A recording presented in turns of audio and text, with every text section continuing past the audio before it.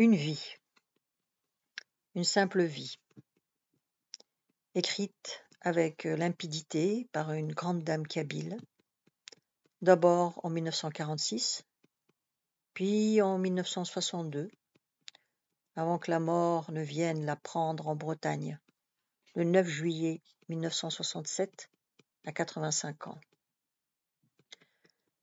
Fatma Eth Mansour Amrouche, la mère de Taous et de Jean, a quitté cette terre, mais elle nous reste présente.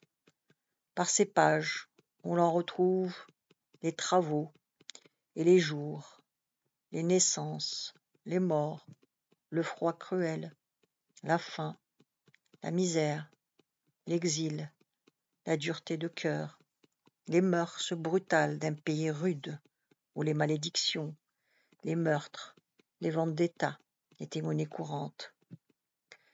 Pour des gens si pauvres que les glands doux formaient encore la nourriture de base, comme les châtaignes ou limousins de mon grand-père.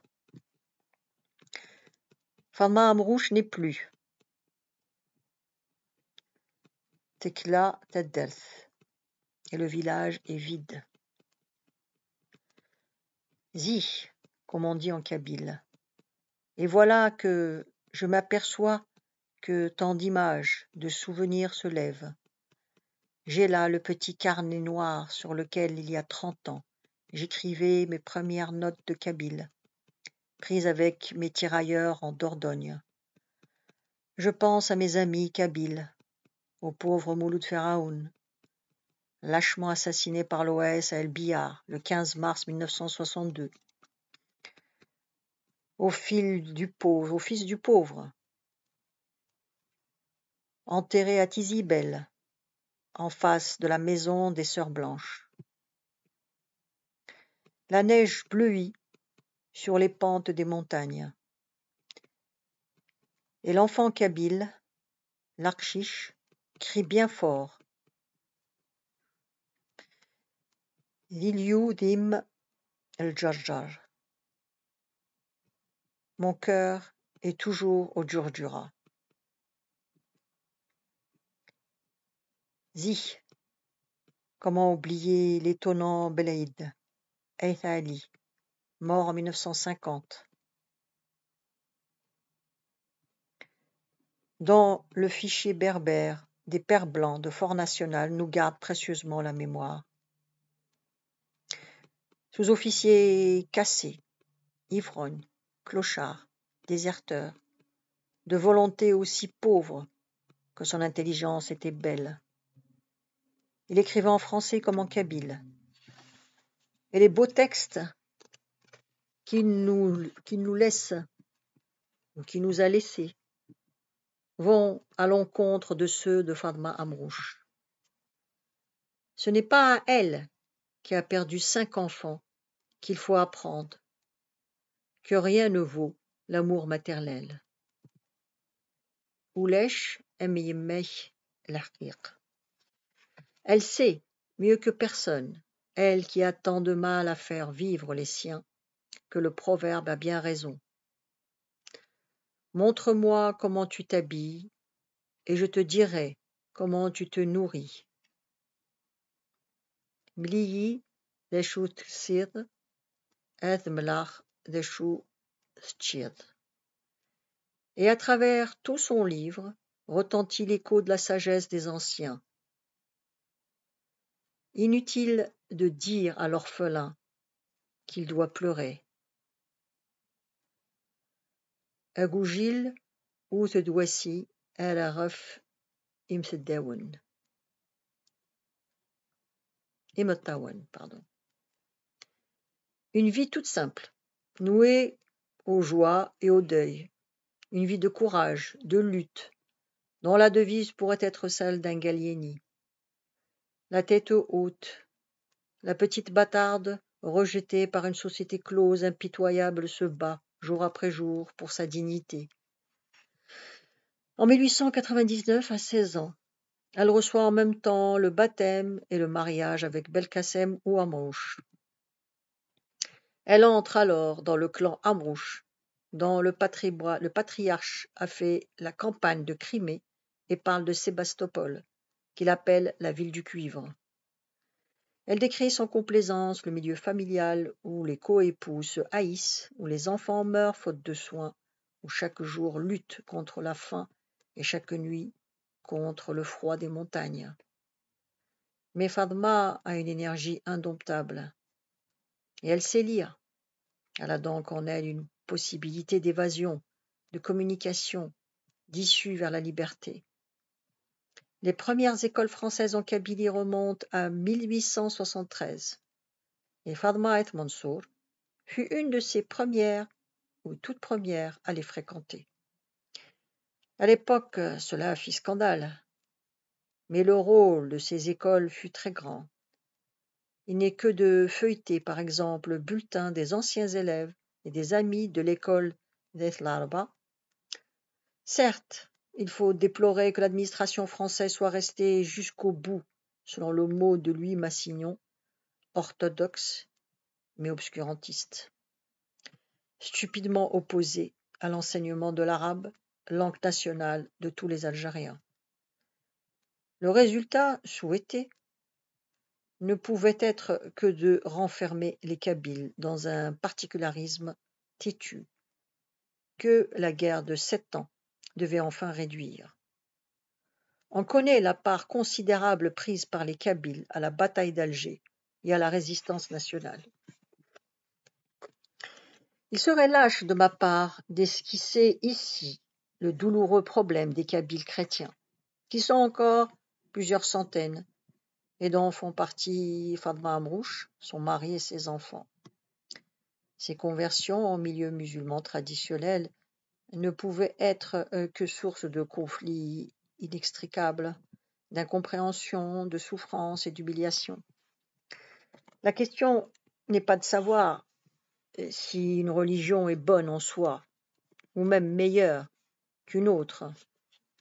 Poser ainsi, cela n'a aucun sens, mais il s'agit d'apprécier si l'état actuel d'une société donnée lui permet d'accueillir des ferments étrangers sans risque de perdre son identité, sans tension insupportable.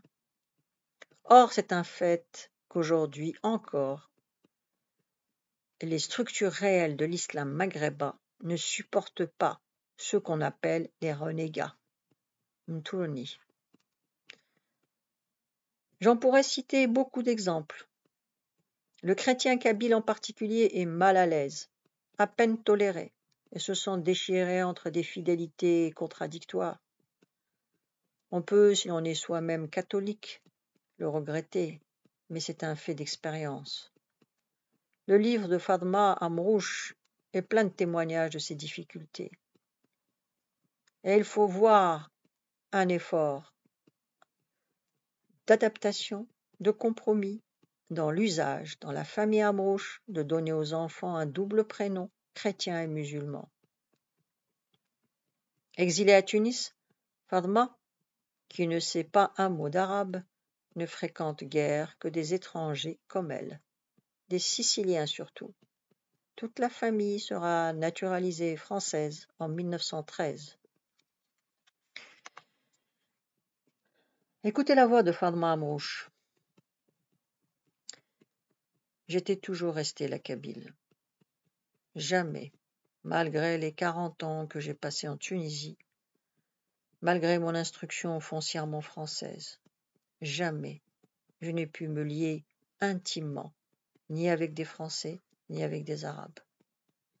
Je suis restée, toujours, l'éternelle exilée, celle qui jamais ne s'est réellement sentie chez elle nulle part. Aujourd'hui, plus que jamais, j'aspire à être enfin chez moi, dans mon village, au milieu de ceux de ma race, de ceux qui ont le même langage, la même mentalité, la même âme superstitieuse et candide, affamée de liberté, d'indépendance, l'âme de Jugurtha. Et encore ceci, je suis vieille, fatiguée, mais j'ai gardé mon âme d'enfant, prompte à vouloir redresser les torts et à défendre les opprimés. Et enfin cet adieu. Ma vue baisse de plus en plus et mes mains tremblent. Mais il me faut faire des efforts pour écrire de façon lisible. J'ai eu tant de malheur. Quand je lis ces lignes, avec toute l'émotion que l'on devine, je crois revoir et entendre encore le cher Jean Amrouche, peu avant sa mort à Venise, en septembre 1961. Nous étions ensemble à un colloque sur l'humanisme africain, dans cette merveilleuse île de San Giorgio Maggiore. Quand vint à son tour, l'auteur des chants berbères de Kabylie, recueillis de la bouche de sa mère en 1939, déclare qu'il veut parler au nom du peuple algérien, dont il partage les angoisses, les souffrances, les luttes et l'espoir. Il prend la défense de la culture populaire, de la tradition orale. Il s'écrie qu'il lui a fallu passer par la connaissance de Mallarmé et de Baudelaire pour redécouvrir le chant des aides berbères et pour comprendre enfin que la poésie est accordaille. Et puis le voilà qui nous chante de sa voix grave un chant kabyle sur la peine des hommes, et nous sommes tous pris et bouleversés par Jean Amrouche. Enfin, il évoque sa mère, de qui je tiens, dit-il, l'essence de tous ses poèmes et de tous ses chants. Après le déjeuner dans l'île, Jean me confie son déchirement entre la France et l'Algérie. Et comme je lui cite ces vers de Pierre-Emmanuel, Ordalis 1957, je n'ai qu'un nom, celui d'homme. France n'est que mon prénom.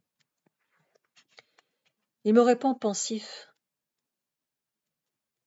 mais c'est très important un prénom. En refermant l'histoire de ma vie, je pense avec affection à cette étonnante lignée des Amrouches, qui unissent en un même élan deux grandes cultures. Lorsque Fatma décrit en Tunisie sa chère rue de la Rivière, sa fille, Marguerite Taos, lui répond en contrepoint par sa rue des Tambourins en 1960. Ainsi, les mémoires du grand âge rejoignent les souvenirs d'enfance. Et puis, Fatma Aït Mansour Amrouche nous reste inoubliablement présente à travers l'admirable voix de Taos et de son florilège de chants berbères de Kabylie. Fatma, Jean, Taos, trois chantres de l'Algérie profonde, trois êtres frontières entre les deux rives d'une Méditerranée que nous voulons toujours plus fraternelle. Vincent Monteuil, Paris, octobre 1967. La suite demain. Vous pouvez vous abonner.